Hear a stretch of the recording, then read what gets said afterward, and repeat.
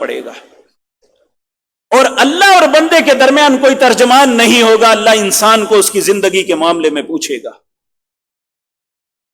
اسی طرح ایک طریقہ یہ ہے کہ ہم اپنی زبان کی تیزی کے ساتھ لوگوں کی زمینیں، لوگوں کے مال، لوگوں کے اثاثے ہڑپ کر جاتے ہیں۔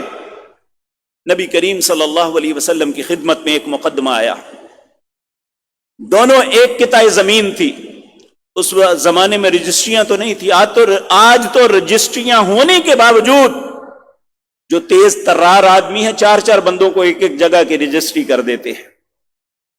نبی کریم صلی اللہ علیہ وسلم نے فرمایا جس نے صرف ایک بالشت زمین کسی کی حق مارا، جب قیامت کا دن ہوگا اللہ 7 زمینوں 7 آسمانوں کا طوق بنا کے اس کے گلے میں ڈال دے گا۔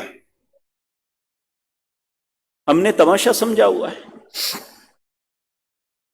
اور ایک رشتوں میں اگر کوئی شخص فوت ہو جاتا ہے تو اس کے یتیم بچوں کے ساتھ جو سلوک کرتے ہیں، اسلام کا تو حکم ہمیں یہ تھا کہ یتیم کے سر پہ شفقت کا ہاتھ رکھنا۔ نبی کریم نے فرمایا جس نے یتیم کے سر پہ شفقت کے ساتھ ہاتھ رکھا، اس کے ہاتھ کے نیچے جتنے بال آئیں گے اللہ اتنے گناہ معاف کر دیں گے۔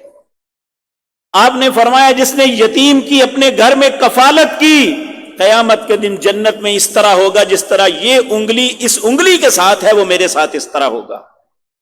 لیکن ہم نے اس کا مال کھانا شروع کر دیا کہ اس کا باپ مر گیا ہے اب اسے بھی کھا جاؤ، اب اس کی حمایت کرنے والا کوئی نہیں ہے۔